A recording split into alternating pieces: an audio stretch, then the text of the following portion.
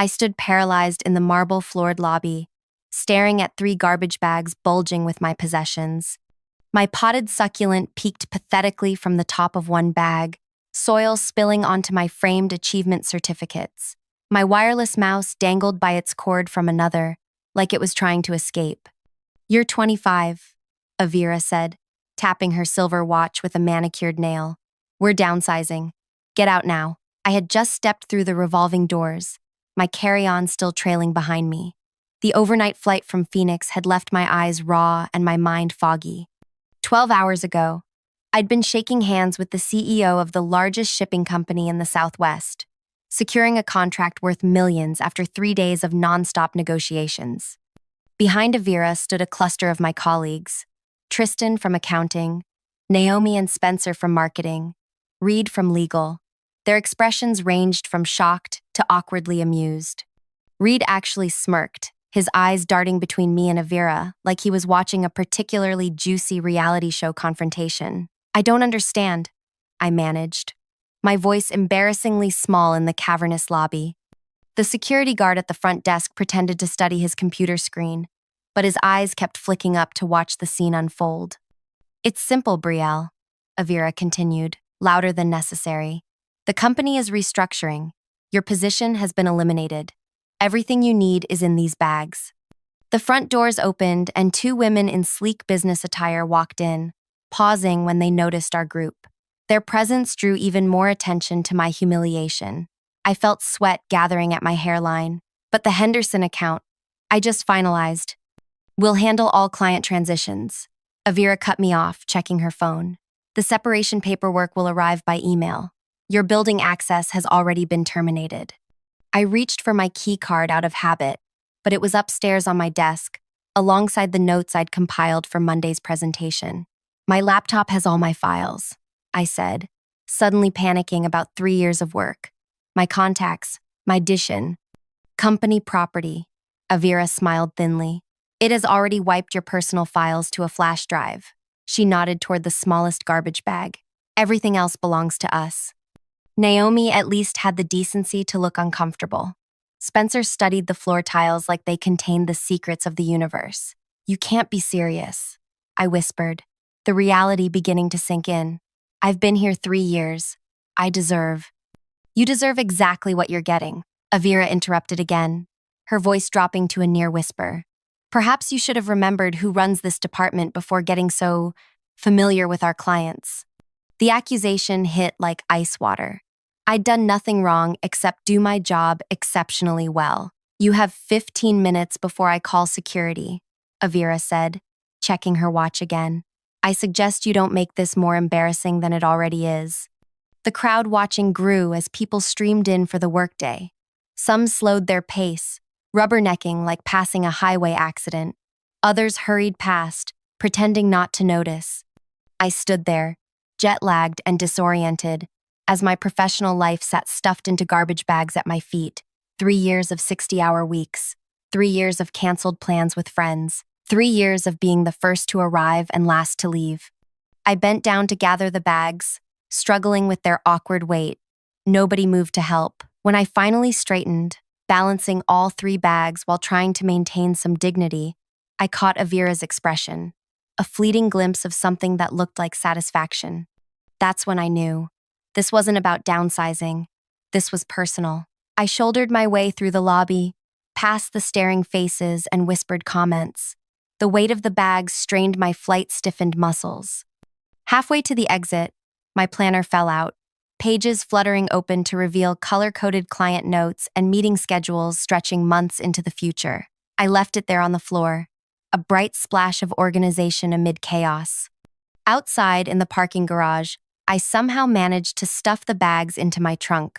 I slid into the driver's seat and gripped the steering wheel until my knuckles turned white. Through the windshield, I could see them all still standing in the lobby, watching me through the glass doors.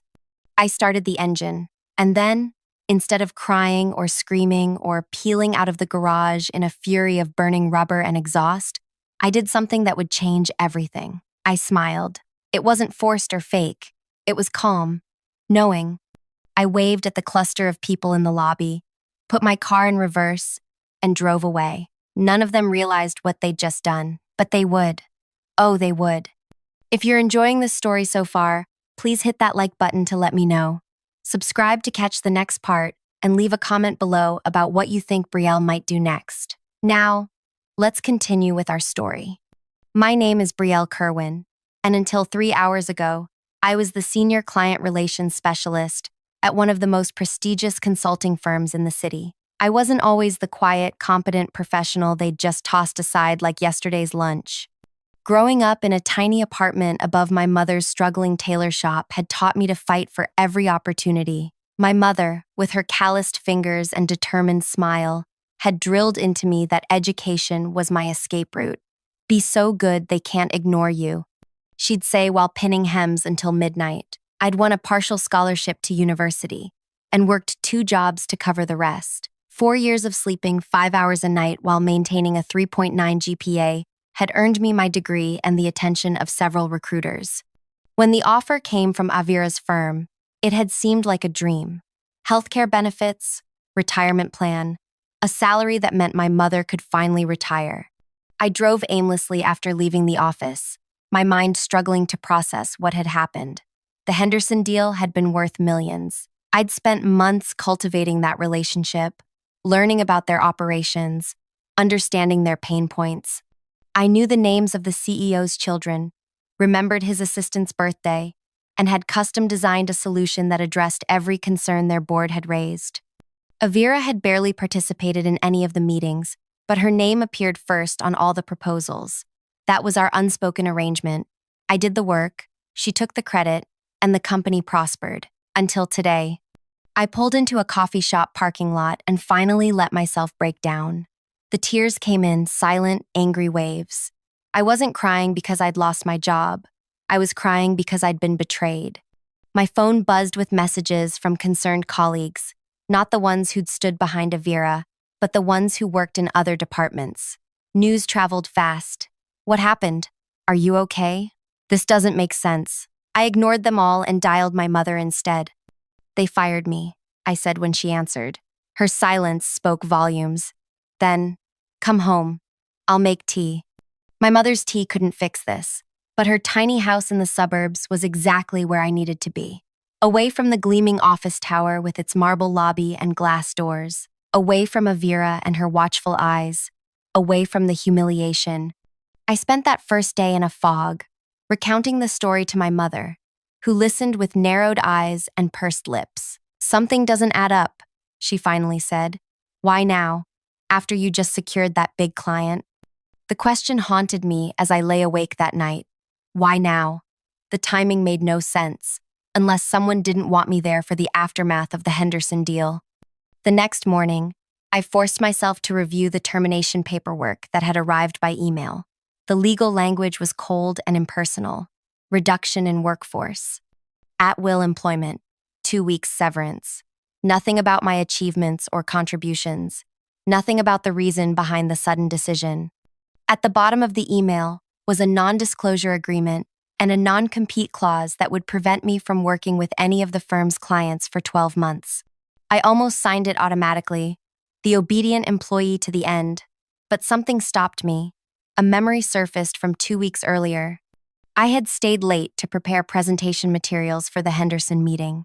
The office was nearly empty when I heard voices from Avira's glass-walled office. The door was partially open, and Avira was speaking to Tristan, her voice carrying clearly in the quiet space. Brielle is becoming a problem, she'd said. The clients are asking for her directly now. Henderson specifically requested her for the Phoenix meetings. So, what are you going to do? Tristan had asked. I've already done it, Avira replied. Minka starts next month. Her father and I go way back. She'll take over Brielle's accounts. What about Brielle? She's young. She'll bounce back. Besides, technically we're downsizing her department. They'd laughed then, the sound slicing through me like a knife. I'd gathered my things and slipped out, convincing myself I'd misunderstood. Surely my stellar performance would protect me. Now, staring at the non-compete agreement, that conversation took on new meaning. I wasn't fired because of downsizing. I was fired because I'd become too valuable, because the clients preferred me to Avira. I closed the email without signing anything. That's when my phone rang. An unfamiliar number with our city's area code. Is this Brielle Kerwin? A man's voice asked when I answered. Yes. Who's this? Calvin Henderson. We met in Phoenix? I've been trying to reach you through your office, but they're giving me the runaround. Something about you being no longer with the company? My heart raced. Calvin Henderson, CEO of Henderson Shipping, was calling me personally. That's correct, I said carefully. As of yesterday. Well, that's downright strange timing, he replied. Especially since I specifically told your boss I wanted you as our point person moving forward. The pieces clicked into place. Mr. Henderson, Calvin, please. Calvin, what exactly did Avira tell you about my departure? His answer chilled me to the bone. She said you'd accepted another position, that you'd left them high and dry right after the contract signing. He paused, but that didn't sound like the woman who spent 3 days helping us navigate our restructuring. So I decided to call you directly. Avira had lied to a multi-million-dollar client about me. I was terminated yesterday, I said, my voice steadier than I felt, when I returned from Phoenix. The silence on the other end stretched uncomfortably before Calvin spoke again. I see. Well, this certainly changes things. Would you be available for lunch tomorrow? There's something I'd like to discuss with you. As I hung up, a notification appeared, an email from another client, asking if the rumors of my departure were true. Then another message, from a junior colleague I'd mentored, expressing confusion and concern. I set my phone aside and opened my laptop. Instead of job hunting, I found myself creating a new document. At the top, I typed, Client Contact List. From memory, I began recording every client relationship I'd built over 3 years. Names, preferences, pain points, project histories, information that lived in my head, not in the company database. Details no non-compete could take from me. By evening, I had 4 pages of notes and a decision. I wouldn't sign the non-compete. I wouldn't fade quietly away. Avira thought she'd eliminated a threat. Instead, she'd created one. As the sun set, my phone lit up with a notification. A text message from an unknown number. Brielle, this is Naomi from the office. Something weird is happening with the Henderson account. Avira can't find your notes, and the client is asking questions she can't answer. Where did you keep the Henderson files? I stared at the message, a slow warmth spreading through me. It had been exactly 24 hours since my unceremonious dismissal, and already, things were starting to unravel. I didn't reply to Naomi's message. Instead, I watched as my phone lit up with 3 more notifications in quick succession. Brielle, it's important. Please call me. Avira is freaking out.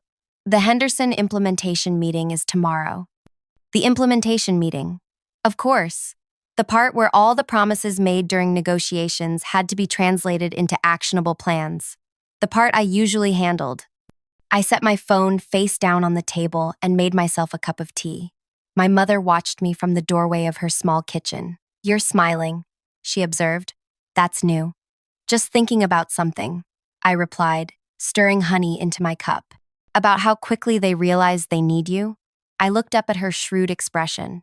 My mother had survived an abusive marriage, immigrated to a new country alone with a child, and built a business from nothing. She understood more about power dynamics than most corporate executives. Something like that, I admitted. She nodded and returned to her sewing room, where she now made costumes for local theater productions, not because she needed the money anymore, but because she loved creating beautiful things.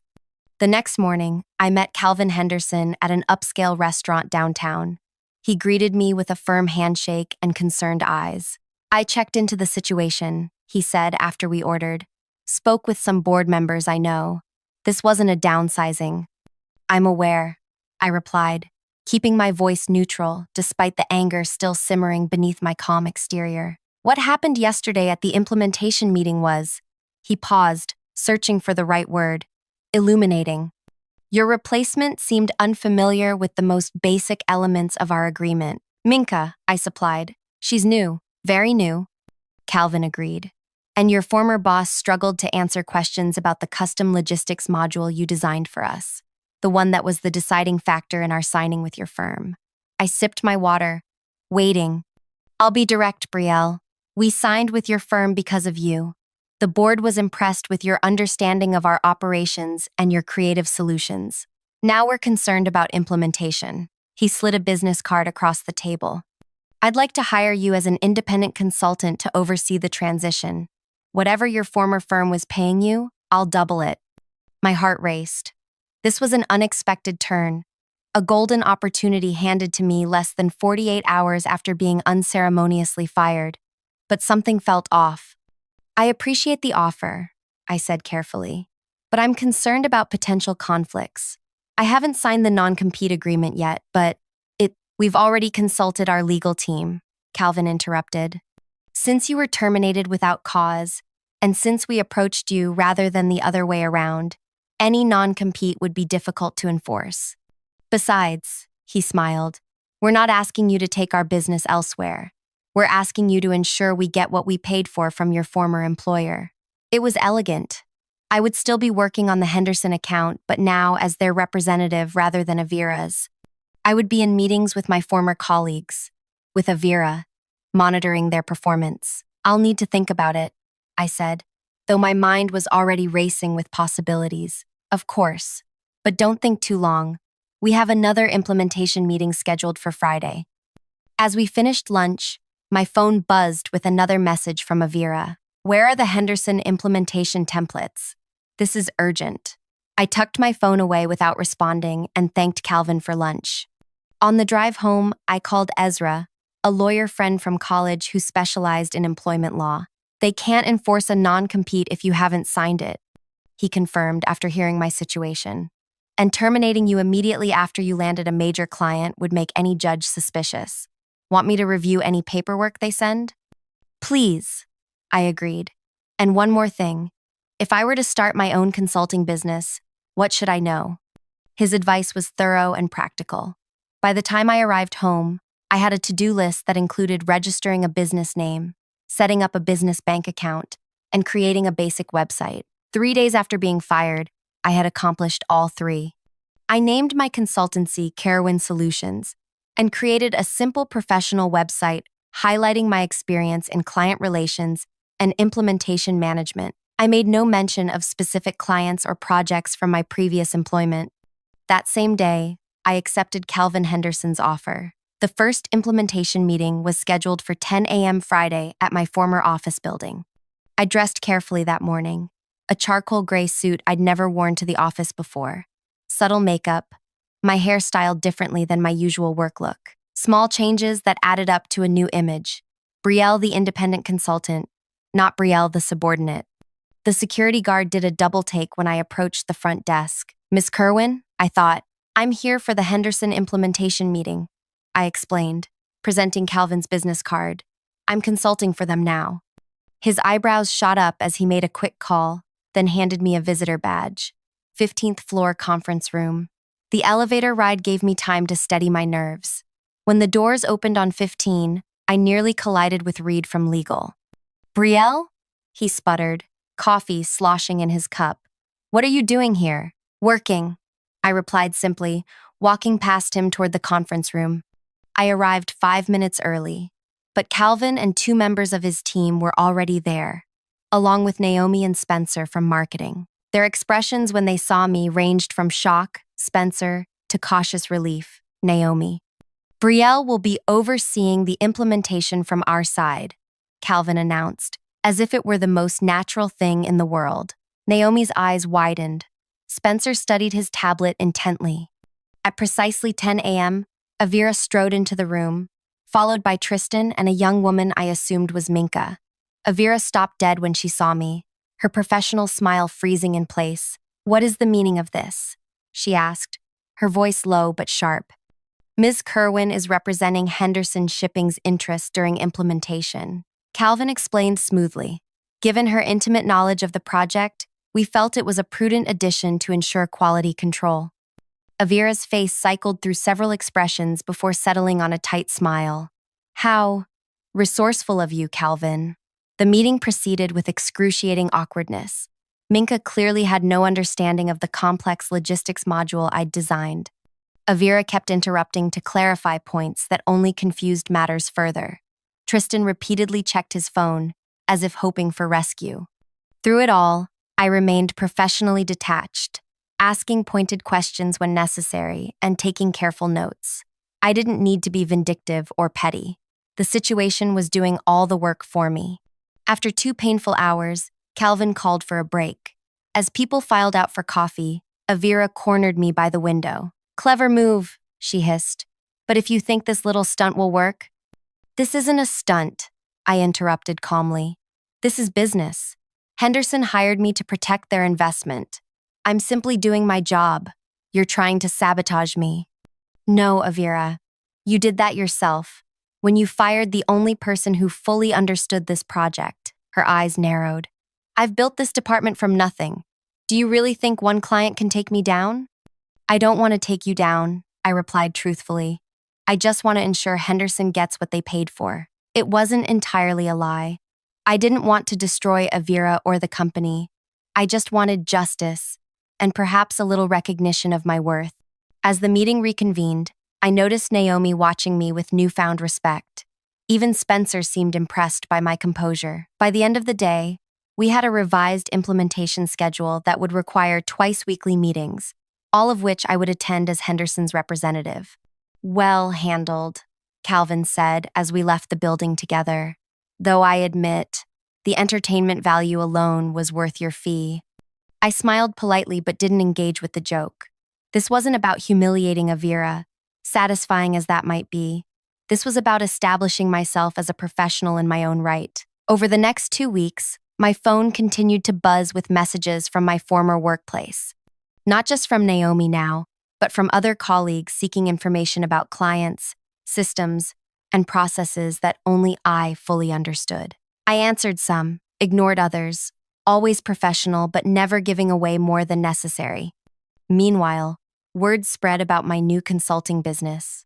A former client called to congratulate me on my promotion and casually mentioned they were unhappy with their current service. Another asked if I could review a proposal they'd received, just as a favor. I redirected these conversations carefully, never soliciting business directly, but making it clear I was available for consultation. It was a delicate balance. I didn't want to appear vindictive or predatory, but I also knew my value now in a way I hadn't before. 3 weeks after my firing, I received an unexpected visitor at my mother's house. Spencer from marketing stood awkwardly on the porch, clutching a manila envelope. "Sorry to just show up," he said when I opened the door. But I didn't want this going through official channels. Inside the envelope was an internal memo about the Henderson account, marked confidential. It detailed mounting concerns about implementation delays and client dissatisfaction. "Why are you showing me this?" I asked. Spencer shifted uncomfortably. "Because it's a mess, Brielle. Minka quit yesterday, just walked out in tears after Avira berated her in front of everyone. The client is threatening to cancel, and—" He hesitated. "Avira's blaming you." "Me? I'm doing exactly what Henderson hired me to do. She's saying you're deliberately withholding information, that you're sabotaging the implementation to make her look bad." I handed the envelope back to him. "I'm not withholding anything, Spencer. I'm helping Henderson navigate a system I designed. If Avira can't fulfill the contract without me, that's not my problem." He nodded slowly. "For what it's worth, I think what happened to you was wrong. A lot of us do." After he left, I sat on the porch swing, processing this new information. Avira was growing desperate. Good. But her accusations stung. I had been professional at every meeting, helpful when directly asked. I wasn't sabotaging anything, was I? The thought nagged at me as I prepared for the next implementation meeting. Was I unconsciously making things more difficult? Was I enjoying their struggles too much? I arrived at the office building the next morning with these questions still churning in my mind. But what I found in the conference room pushed all doubts aside. Avira sat at the head of the table, a triumphant gleam in her eye. Beside her was a stranger in an expensive suit. Calvin and his team were already seated, looking uncomfortable. "Ah, Brielle," Avira said with false warmth. "So glad you could join us. This is Dominic from our legal department. He has some concerns about your involvement with this client. Dominic slid a document across the table. We believe you're in violation of your non-compete agreement, Ms. Kerwin. I never signed a non-compete, I replied evenly. It was included in your original employment contract, Dominic countered. Page 17, paragraph 3. He was right. I remembered now. A clause buried in the fine print of my hiring paperwork 3 years ago. A standard boilerplate I'd barely noticed at the time. Calvin frowned. This seems unnecessarily adversarial. Ms. Kerwin is providing an essential service to ensure the successful implementation of the system she designed. Nevertheless, Dominic continued, we must insist that she cease all involvement with Henderson Shipping immediately, or will be forced to pursue legal action. The room fell silent. All eyes turned to me, waiting for my response. I could feel the trap closing around me. If I fought this, I'd be entangled in expensive legal proceedings. If I backed down, I'd lose my only client and my newfound confidence along with it. I glanced at Calvin, who gave me a slight nod of reassurance. Then I looked directly at Avira, whose smile hadn't quite reached her eyes. I understand your position, I said carefully, and I'd be happy to comply with any valid legal obligations. Avira's smile widened. However, I continued, before we proceed, I think we should address the other legal matter at hand. What other matter? Dominic asked, frowning. I opened my laptop and turned it to face the room. On the screen was an email, one I'd recovered from my personal archives the night before. This is an email from Avira to me, dated last year, explicitly authorizing me to develop custom solutions for clients under my own supervision. It effectively creates an exception to the standard non-compete for work I personally developed. Avira's face drained of color. That's taken out of context. The context is quite clear. I continued, scrolling to show a series of similar communications. As is the pattern of authorization for independent work, my lawyer believes this constitutes a modification of my employment terms. It was a bluff. I hadn't actually consulted a lawyer about these specific emails, but the documents were real, saved because I'd been proud of the autonomy Avira had granted me, autonomy that, ironically, had led to my current situation. Dominic reached for the laptop, scanning the emails with growing concern. I'll need to review these more thoroughly. Of course, I agreed. In the meantime, perhaps we should focus on ensuring Henderson's implementation proceeds smoothly?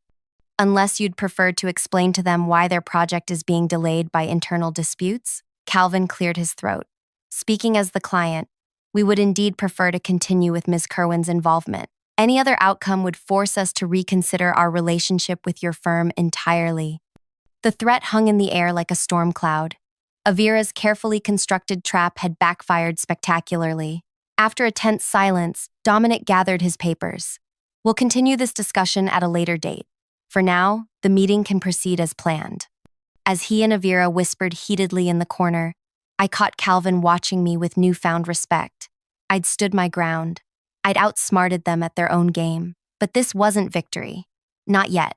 It was merely the first real battle in what was becoming a war of attrition. And I was just getting started. The stalemate with Avira continued for the next 2 weeks.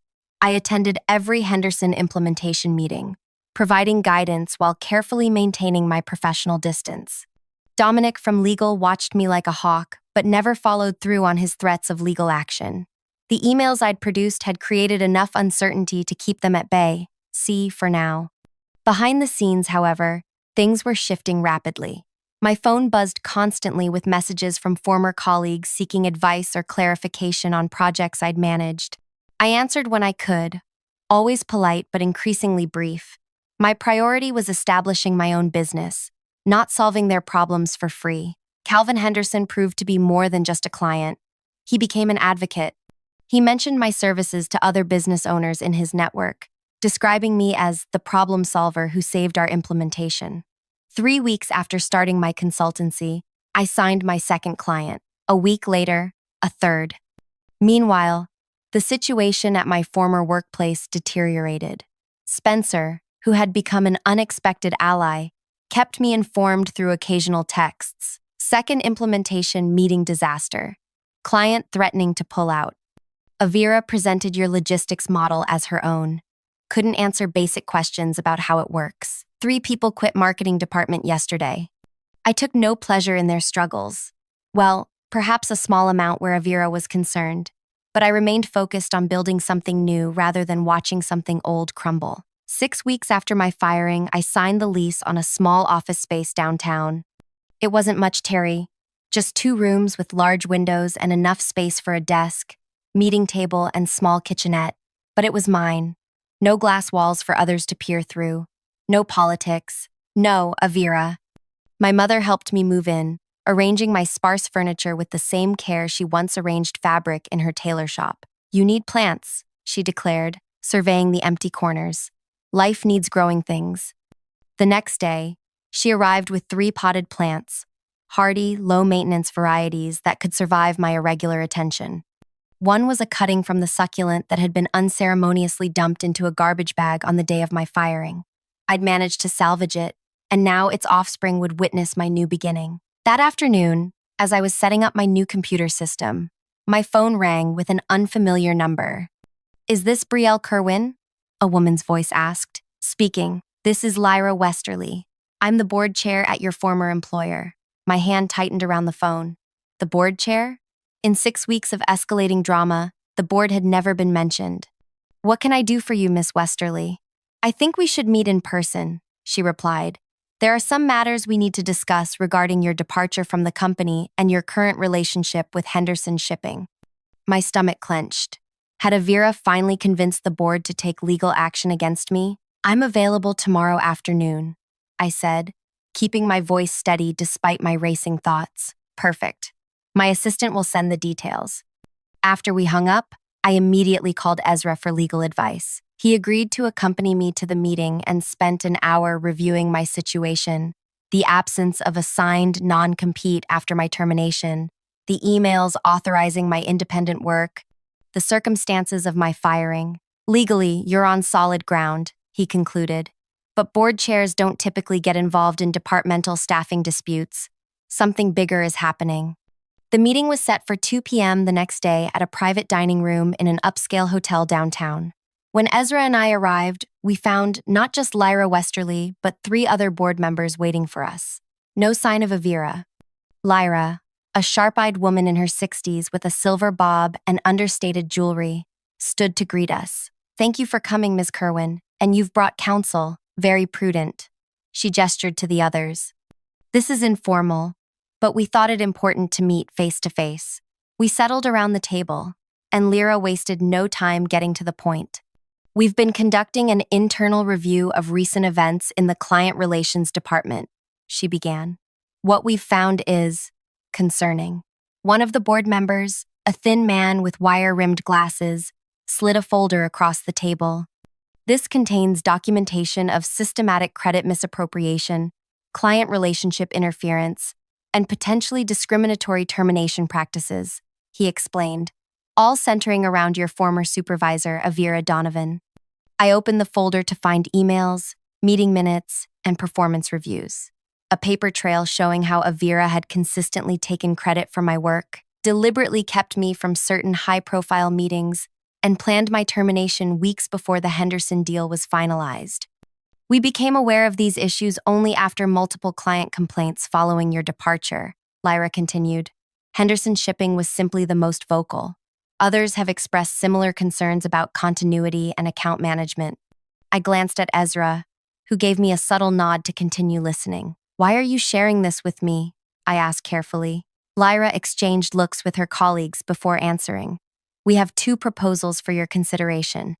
First, we'd like to offer you your position back, with a substantial promotion, salary increase, and direct reporting line to the executive team, CS, bypassing Ms. Donovan entirely."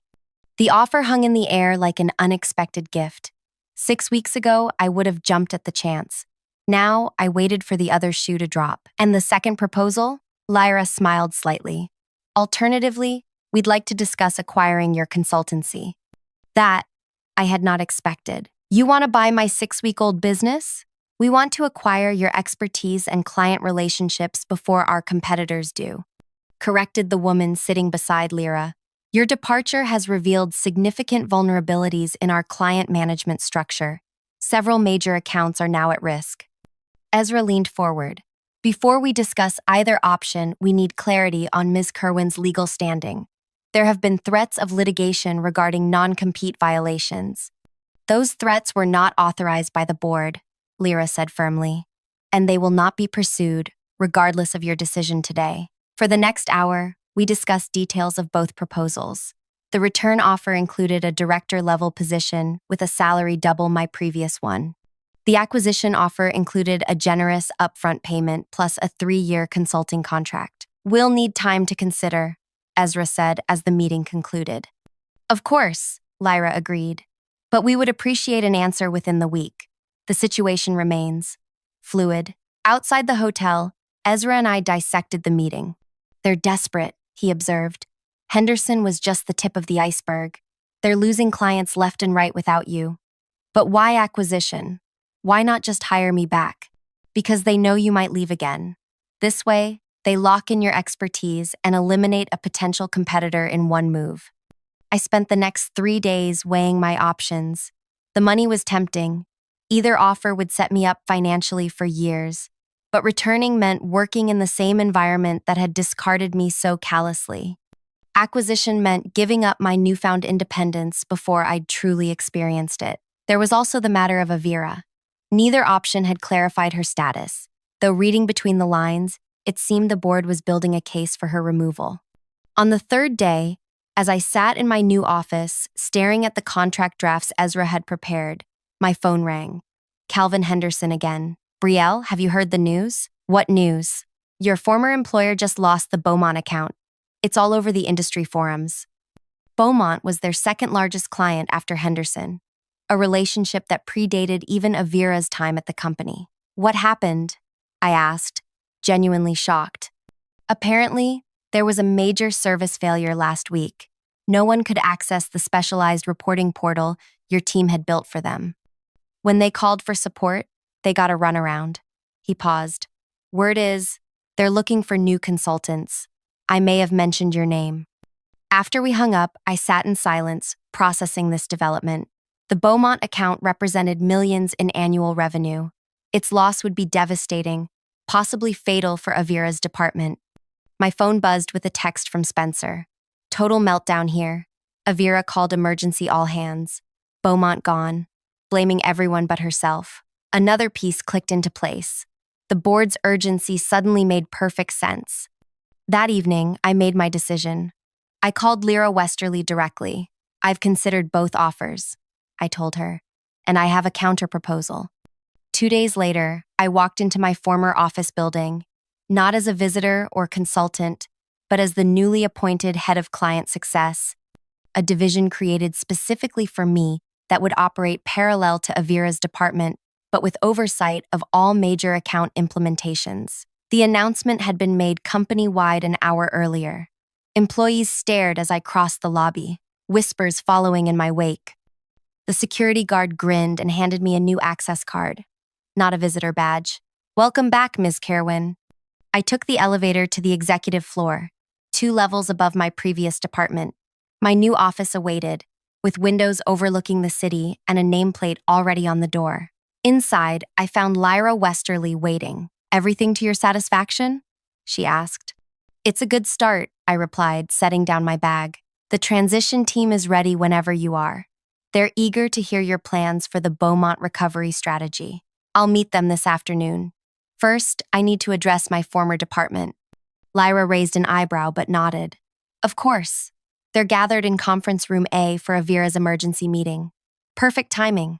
10 minutes later, I stood outside conference room A, listening to Avira's voice through the door as she outlined desperate measures to prevent further client defections. Must all pull together to weather this storm. I've prepared individual client retention assignments. I pushed open the door. The room fell silent. 20 faces turned toward me, some confused, others hopeful, a few wary. Avira stood frozen at the head of the table, presentation clicker in hand, her carefully applied makeup unable to hide her exhaustion. Brielle, she managed, recovering quickly. I heard about your new position. Congratulations. We were just discussing emergency measures for Fayan. I know what you were discussing. I interrupted calmly, moving to stand at the opposite end of the table. And I'm here to inform you that all major client retention efforts will now route through the Client Success Division. Avira's smile tightened. Perhaps we should discuss the transition privately. After this meeting? There's nothing to discuss, I replied. The board has approved my reorganization plan effective immediately. Your team will continue handling new business development, but implementation and retention for all existing clients now falls under my purview. The room erupted in whispers. Avira's face flushed with anger and humiliation, the same emotions I'd felt standing in the lobby with my belongings in garbage bags. This is completely inappropriate, she hissed.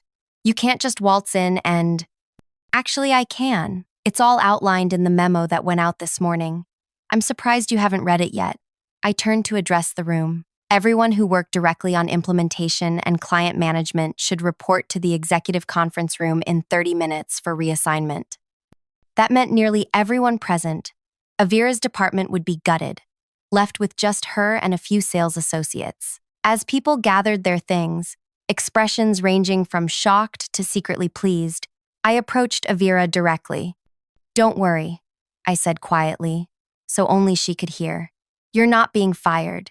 The board felt that would be too disruptive. You'll keep your title and office. You just won't have much to do besides basic sales. No client contact, no implementation oversight, no team to manage. The color drained from her face as she realized the full implications. This is your revenge, isn't it? You orchestrated this whole thing. I smiled, the same calm, knowing smile I'd given her from my car that day in the parking garage. I didn't orchestrate anything, Avira. I simply became so good they couldn't ignore me. I gestured to the nearly empty room. Everything else is just the natural consequence of your decisions. I turned to leave, then paused at the door. Oh, and don't bother looking for another position in this industry. I haven't said a negative word about you to anyone. I haven't had to. Your reputation has spread all on its own. In the hallway, I took a deep breath. This wasn't about cruelty or vindictiveness. This was justice. Avira would keep her job and salary, just as I'd been left with mine. But she would know, every day, that her power was gone. Her influence, evaporated. Her future, stagnant. She would sit in her glass office, watching as I rebuilt what she had tried to destroy. She would witness clients who once barely acknowledged her now seeking me out specifically. She would see her former team thriving under my leadership. And she would understand, finally, that the quiet, competent woman she had discarded so carelessly had been the foundation holding everything together. My revenge wasn't taking her job or ruining her career. My revenge was succeeding where she had expected me to fail. My revenge was becoming undeniable. Within 6 months, our client retention rate rose from 68% to 97%. Implementation complaints dropped to near zero. The Beaumont account returned, along with 3 others that had been considering departure. Our team expanded, adding specialties and capabilities that attracted new business across sectors. Avira remained in her glass office, handling basic sales calls and preparing reports that few people read. She never quit. That would have been admitting defeat. Instead, she adapted to her diminished role, occasionally attempting to insert herself into client relationships but finding no traction. A year to the day after I found my belongings in garbage bags, the board promoted me to Chief Client Officer, a new C-suite position, created to recognize the transformation I'd led. The announcement was made at the annual company meeting, with Avira sitting in the back row, politely applauding with everyone else. As I took the stage to accept, I caught her eye briefly. There was no anger there anymore, just a resigned acknowledgement of what we both knew. Her greatest mistake hadn't been firing me. It had been underestimating me. That evening, as I prepared to leave my office, I found a small package on my desk, a potted succulent with a simple note, from one survivor to another. Mom. I placed it on my windowsill beside the offspring of my original office plant, the one that had been dumped in a garbage bag, yet somehow survived and thrived, just like me. If you enjoyed this story of resilience and professional revenge, Make sure to hit that like button and subscribe for more gripping stories of triumph over adversity. What would you have done in Brielle's position? Share your thoughts in the comments below. Remember, sometimes the best revenge isn't about destroying others. It's about building yourself into something they can't ignore.